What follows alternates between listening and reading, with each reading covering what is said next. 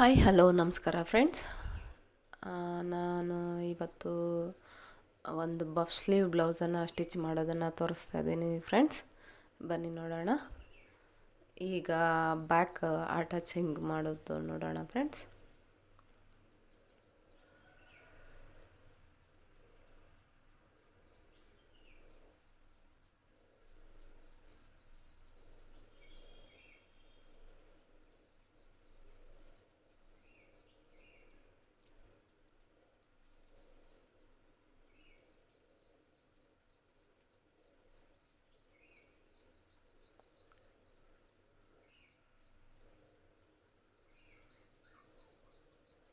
ಮತ್ತು ಪೈಪಿಂಗು ಕೊಟ್ಟು inside stitch ಹಾಕ್ಕೊಬೇಕು.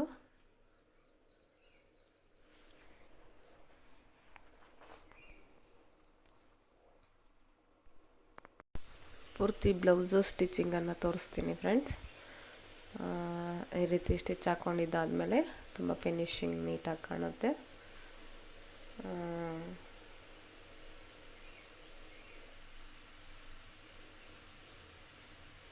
ನೋಡ್ಬೋದು ನೀವು.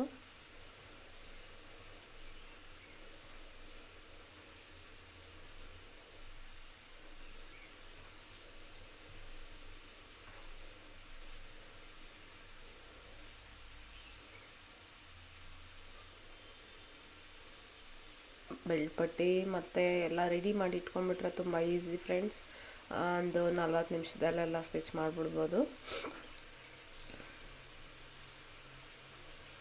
ಫ್ರಂಟು ಬ್ಯಾಕು ಎಲ್ಲ ಅಟ್ಯಾಚ್ ಮಾಡ್ಕೊಳ್ಳೋಣ.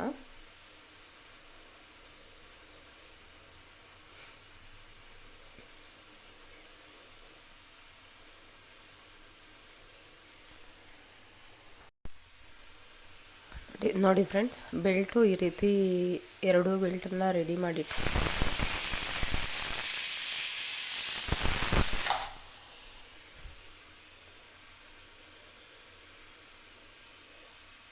ಈಗ ಫ್ರಂಟನ್ನು ರೆಡಿ ಮಾಡ್ಕೊಳ್ಳೋಣ. ಫ್ರಂಟ್ ಪೀಸ್ಗೆ ಪೈಪಿಂಗ್ ಕೊಟ್ಕೋಬೇಕು. ಎರಡೂ ಒಂದೇ ಸಲ ಪೈಪಿಂಗ್ ಕೊಟ್ಕೊಳ್ಳೋಣ.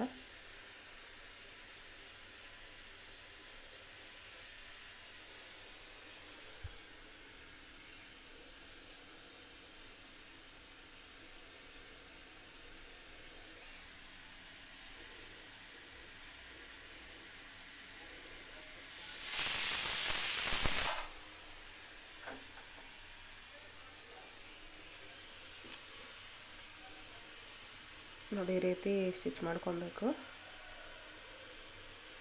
ಫಿನಿಶಿಂಗ್ ನೀಟಾಗಿ ಬರುತ್ತೆ.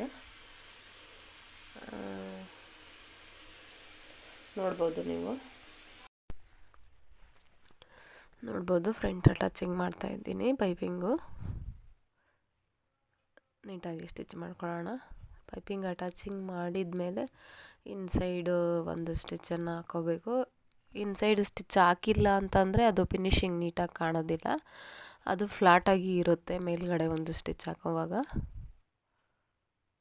ನೋಡಿ, ಪೂರ್ತಿ ರೆಡಿ ಮಾಡ್ಕೊಳ್ಳೋಣ ಫ್ರಂಟ್ನ.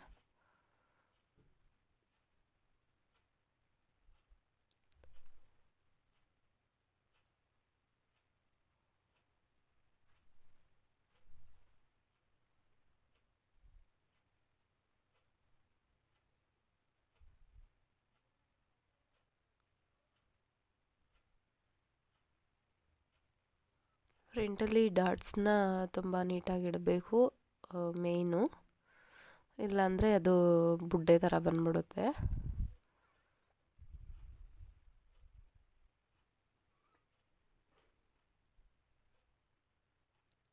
ಅದನ್ನು ಎಷ್ಟು ಅವ್ರ ಮೆಸರ್ಮೆಂಟಲ್ಲಿ ಎಷ್ಟಿರುತ್ತೋ ಅಷ್ಟು ಟೇಪಲ್ಲಿ ಮೆಸರ್ಮೆಂಟ್ ಮಾಡಿಕೊಂಡು ಅದು ನ್ಯಾಚನ್ನು ಹಾಕ್ಕೊಬೇಕು, ಮಾರ್ಕ್ ಮಾಡಿಕೊಂಡು ಫ್ರಂಟಿಗೆ.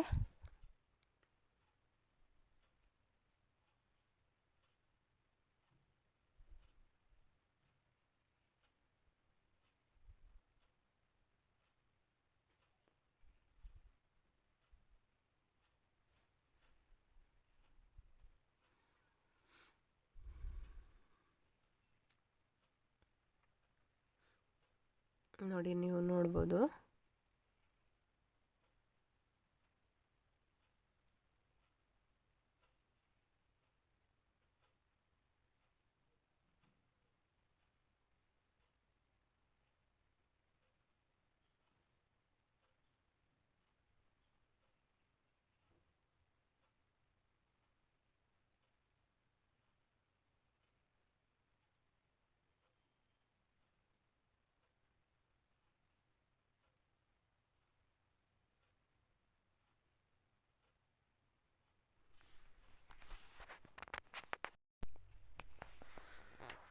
ಫ್ರಂಟು ಡಾಟ್ಸನ್ನು ಹಿಡಿತಾ ಇದ್ದೀವಿ ನೋಡಿ. ಈ ರೀತಿ ಮಾರ್ಕ್ ಮಾಡಿಕೊಂಡು ಇದೇ ಥರ ನೀಟಾಗಿ ಹಿಡ್ಕೊಂಡ್ರೆ ಪ್ರಾಬ್ಲಮ್ ಬರೋದಿಲ್ಲ ಫ್ರೆಂಡ್ಸ್, ನೀಟಾಗಿರುತ್ತೆ. ಮತ್ತು ನೋಡಿ ಈ ಥರ ನೀಟಾಗಿ ಫಿನಿಶಿಂಗ್ ಆಗುತ್ತೆ. ಪೈಪಿಂಗು ಹೊರಗಡೆ ಕಾಣಲ್ಲ. ನಾರ್ಮಲ್ ಟೆನ್ಷನ್ನೇ ಸಾಕು ಇದಕ್ಕೆ, ಒಂದು ಸೈಡ್ ಟೆನ್ಷನ್ ಅಂತದ್ದು ಇದು ಇಲ್ಲ. ಕೆಲವರೆಲ್ಲ ಹೇಳ್ತಾರೆ ಒಂದು ಸೈಡ್ ಸಿಂಗಲ್ ಪೈಪಿಂಗ್ ಕೊಡೋದಕ್ಕೆ ಒಂದು ಸೈಡ್ ಟೆನ್ಷನ್ ಬೇಕು ಅಂತ. ಇಲ್ಲ, ನಾರ್ಮಲ್ ಟೆನ್ಷನಲ್ಲೇ ಕೊಡ್ಬೋದು. ನಾನು ಸ್ಟಿಚ್ ಮಾಡ್ತಾ ಇರೋದು ಕೂಡ ನಾರ್ಮಲ್ ಟೆನ್ಷನ್ನೇ ಫ್ರೆಂಡ್ಸ್. ನೋಡಿ ನೀವು ನೋಡ್ಬೋದು ಪೂರ್ತಿ ರೆಡಿ ಆಯಿತು. ಇವಾಗ ಹೇಗೆ ಬಂದಿದೆ ಶೇಪ್ ಅಂತ. ಹಾಗೆ ಬೆಲ್ಟ್ ಪಟ್ಟಿ ರೆಡಿ ಮಾಡ್ಕೊಳ್ಳೋಣ. ಬೆಲ್ಟ್ ಪಟ್ಟಿಯನ್ನು ಕಚ್ಚಾ ಹೊರಗಡೆ ಕಾಣದೆ ಹಾಗೆ ಅಟ್ಯಾಚಿಂಗ್ ಮಾಡೋದು ಹೇಗೆ ಅಂತ ನೋಡೋಣ ಬನ್ನಿ ಫ್ರೆಂಡ್ಸ್. ಈ ರೀತಿ ಅಟ್ಯಾಚ್ ಮಾಡ್ಕೊಬೇಕು. ಈ ರೀತಿ ಅಟ್ಯಾಚ್ ಮಾಡಿಕೊಂಡು ಇನ್ಸೈಟ್ ಮಾಡ್ಕೊಳ್ಳುವಾಗ ಕಚ್ಚೆ ಎಲ್ಲ ಒಳಗಡೆ ಹೋಗುತ್ತೆ. ಇದಕ್ಕೆ ಓರ್ಲಾಕ್ ಅವಶ್ಯಕತೆ ಇರೋದಿಲ್ಲ.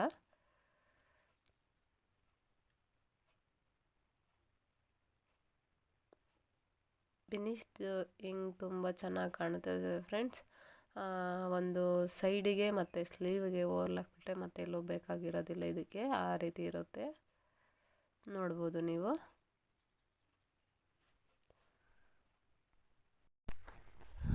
ನೋಡಿ ಬಫ್ ಸ್ಲೀವ್ ಸ್ಟಿಚ್ ಮಾಡೋದನ್ನು ತೋರಿಸ್ತಾ ಇದ್ದೀನಿ. ಬಫ್ ಸ್ಲೀವ್ ಅಂತ ಫಸ್ಟಿಗೆ ಹೇಳಿದ್ದೆ, ಈಗ ನಾರ್ಮಲ್ ಎಲ್ಲ ರೆಡಿ ಮಾಡಿಕೊಂಡೆ. ಇವಾಗ ಬಫ್ ಸ್ಲೀವ್ ರೆಡಿ ಮಾಡ್ತಾಯಿದ್ದೀನಿ. ನೋಡಿ ಈ ರೀತಿ ಫಸ್ಟಿಗೆ ಫ್ರಿಲ್ಲನ್ನು ಕೊಟ್ಕೊಬೇಕು ಎರಡು ಸೈಡು. ನಮಗೆ ಎಷ್ಟು ಇಂಚಿಗೆ ಫ್ರಿಲ್ ಬೇಕೋ ಅಷ್ಟು ಇಂಚಿಗೆ ಫ್ರಿಲ್ಲನ್ನು ರೆಡಿ ಮಾಡ್ಕೊಬೇಕು. ಈ ರೀತಿ ನೀಟಾಗಿ ಎರಡು ಕಡೆ ಫ್ರಿಲ್ಸ್ನ ಸ್ಟಿಚ್ ಮಾಡ್ಕೊಬೇಕು.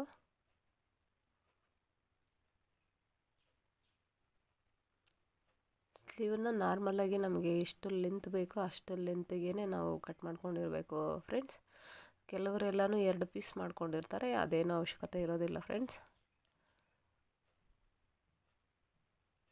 ನೋಡಿ ನೀವು ನೋಡ್ಬೋದು, ನಾನು ಲೈನಿಂಗ್ನ ಉದ್ದ ಸ್ಲೀವೇ ಕಟ್ ಮಾಡ್ಕೊಂಡಿದ್ದೀನಿ. ಬಫ್ ಮಾತ್ರ ಎಷ್ಟು ಬೇಕೋ ಅಷ್ಟು ಬಫನ್ನು ಕಟ್ ಮಾಡ್ಕೊಂಡಿದ್ದೀನಿ. ಬಾರ್ಡ್ರ್ ಸಿಗುತ್ತೆ ಇದರಲ್ಲಿ. ಆ ಬಾರ್ಡ್ರು ಕಲರ್ ಕಾಂಬಿನೇಷನ್ ಎರಡೂ ತುಂಬ ಚೆನ್ನಾಗಿದೆ. ರಾಮ ಗ್ರೀನು ಮತ್ತು ಡಾರ್ಕ್ ಪಿಂಕು ಇದೆ. ಡಾರ್ಕ್ ಪಿಂಕು ಮತ್ತು ಎರಡು ಕಾಂಬಿನೇಷನ್ ತುಂಬಾ ಚೆನ್ನಾಗಿದೆ, ನೋಡ್ಬೋದು ನೀವು. ಬಾರ್ಡ್ರು ಕೆಳಗಡೆ ಅಟ್ಯಾಚ್ ಮಾಡ್ಕೊಬೇಕು.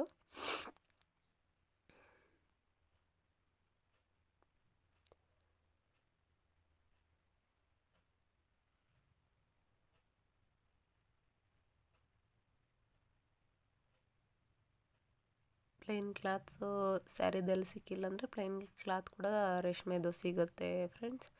ಅದು ಸೇಮ್ ಕಲರು ತೊಗೊಂಬಂದು ಇಟ್ಕೊಂಡ್ರೆ ಚೆನ್ನಾಗಿ ಕಾಣುತ್ತೆ. ಸ್ಯಾರಿದಿಟ್ಟರೂ ಚೆನ್ನಾಗಿ ಕಾಣುತ್ತೆ. ಕೆಲವರೆಲ್ಲ ಬಂದು ಸ್ಯಾರಿದು ಕಟ್ ಮಾಡಬೇಡಿ, ತುಂಬ ಚಿಕ್ಕದಾಗ್ಬಿಡುತ್ತೆ ಅಂತ ಹೇಳ್ತಾರೆ. ಅವರು ಹೇಗೆ ಹೇಳ್ತಾರೋ ಹಾಗೆ ನಾವು ಸ್ಟಿಚ್ ಮಾಡಿ ಕೊಡಬೇಕಲ್ಲ ಫ್ರೆಂಡ್ಸ್.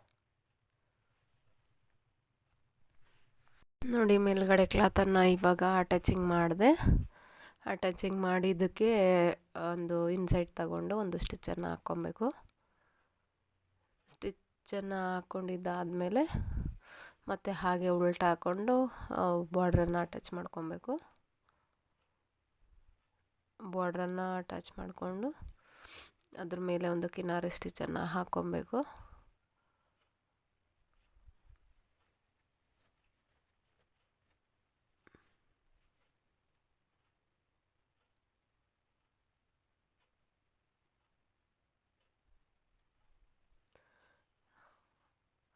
ಬಾರ್ಡ್ರನ್ನ ಮೇಲಕ್ಕೆ ತಗೊಂಡು ಅದು ಬಫ್ ನಾವು ಸ್ಟಿಚ್ ಮಾಡಿರ್ತೀವಲ್ಲ ಫ್ರೆಂಡ್ಸ್, ಅಲ್ಲಿಗೆ ನಾವು ಮಾರ್ಕ್ ಮಾಡ್ಕೊಂಡು ಅಲ್ಲಿಂದ ಸ್ಟಿಚ್ ಮಾಡ್ಕೊಬೇಕು.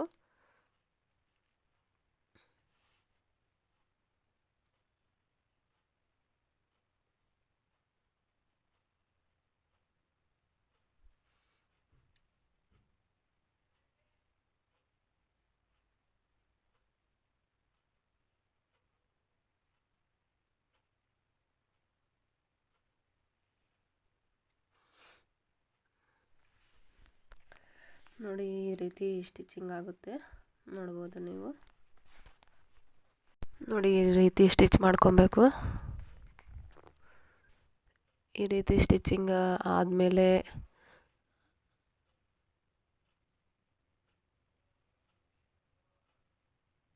ಬಾರ್ಡರನ್ನು ಅಟ್ಯಾಚ್ ಮಾಡಿಕೊಂಡು ಮೇಲ್ಗಡೆ ತಗೊಂಡು ಒಂದು ಕಿನ್ನಾರಿ ಸ್ಟಿಚ್ಚನ್ನು ಹಾಕ್ಕೊಬೇಕು.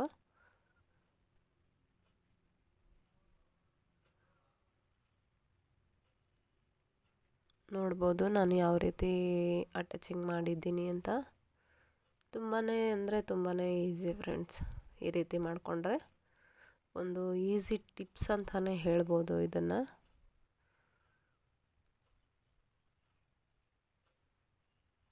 ಫ್ರಿಲ್ಸು ನೀಟಾಗಿ ಕೂತ್ಕೊಳ್ಳುತ್ತೆ ನೋಡಿ, ತುಂಬ ಚೆನ್ನಾಗಿ ಬಂದಿದೆ.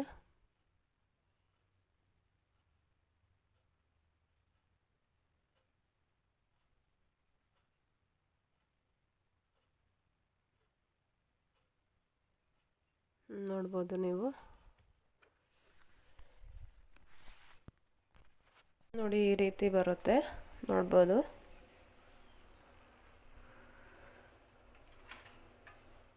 ಅದು ಲಾಸ್ಟಲ್ಲಿ ಫ್ರಿಲೆಲ್ಲ ಕೊಟ್ಟಿದ್ದಾದಮೇಲೆ ಒಂದು ಐರನನ್ನು ಮಾಡಿಕೊಂಡ್ರೆ ತುಂಬ ಚೆನ್ನಾಗಿ ಕಾಣುತ್ತೆ ನೋಡಿ. ಇವಾಗ ಹೇಗೆ ಕಾಣ್ತಾ ಇದೆ ಅಂತ ನೀವು ಹೇಳಬೇಕು ನೋಡ್ಬಿಟ್ಟು.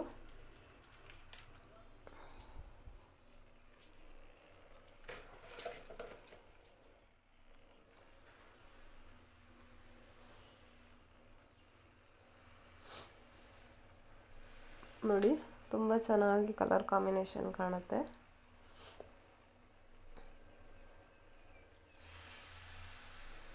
ನಾವಿಷ್ಟು ಕಷ್ಟಪಟ್ಟು ಸ್ಟಿಚ್ ಮಾಡಿ ವಿಡಿಯೋ ಮಾಡಿ ಹಾಕ್ತೀವಿ ಫ್ರೆಂಡ್ಸ್. ಅದನ್ನು ನೀವು ನೋಡಿ ಸಪೋರ್ಟ್ ಮಾಡಿದ್ದಕ್ಕೆ ತುಂಬ ಧನ್ಯವಾದಗಳು.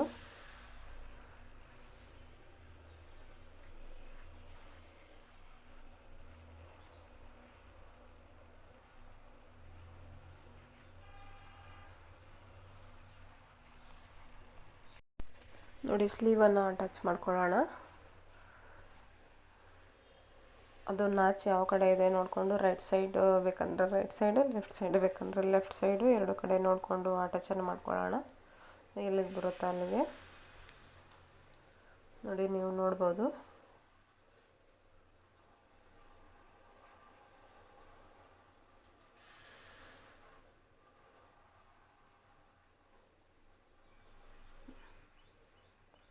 ನೋಡಿ ಈ ರೀತಿ ಬರುತ್ತೆ.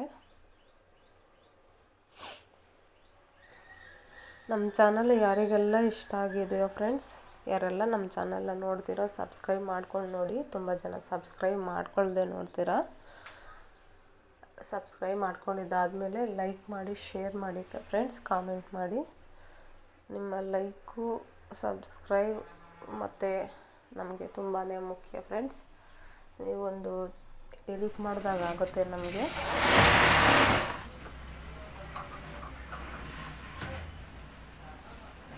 ಯಾವಾಗಲೂ ನೀವು ಸಪೋರ್ಟಿಂಗ್ ಆಗಿರ್ತೀರಾ ಅಂತ ಅಂದ್ಕೊತೀನಿ. ಇದುವರೆಗೂ ನಮಗೆ ಸಪೋರ್ಟ್ ಮಾಡಿದ್ದೀರಾ, ಇನ್ನು ಮುಂದೆ ಕೂಡ ಸಪೋರ್ಟ್ ಮಾಡ್ತೀರಾ ಅಂತ ಅಂದ್ಕೊತೀನಿ.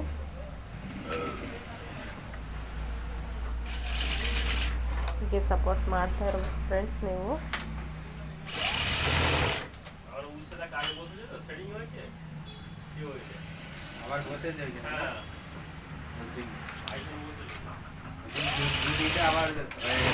ನೋಡಿ ಫ್ರೆಂಡ್ಸ್, ಸೈಡನ್ನು ಅಟ್ಯಾಚ್ ಮಾಡ್ಕೊಳ್ಳೋಣ. ಆ ಸೈಡ್ ಫಿಟ್ಟಿಂಗ್ ಎಲ್ಲಿಗೆ ಬರುತ್ತೋ ಅಲ್ಲಿಗೆ ಕೂರಿಸ್ಕೊಂಡು ಅಟ್ಯಾಚ್ ಮಾಡ್ಕೋಬೇಕು ಫ್ರೆಂಡ್ಸ್. ಇಲ್ಲಾಂದರೆ ಒಂದು ಮೇಲಕ್ಕೆ ಒಂದು ಕೆಳಕ್ಕೆ ಬಂದ್ಬಿಡುತ್ತೆ.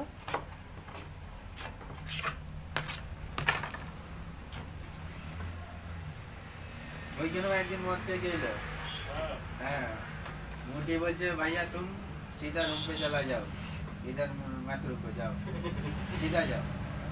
नहीं मेरे को काम होना, काम नहीं है, नहीं काम तुमको नहीं देगा, तुम जाओ सीधा। डायरेक्ट बोला जाओ।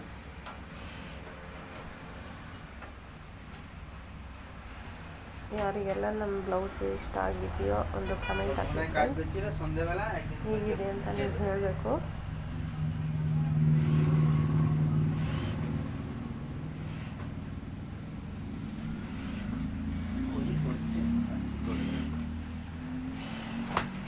ಓಕೆ ಫ್ರೆಂಡ್ಸ್, ಮುಂದಿನ ವಿಡಿಯೋದಲ್ಲಿ ಸಿಗೋಣ.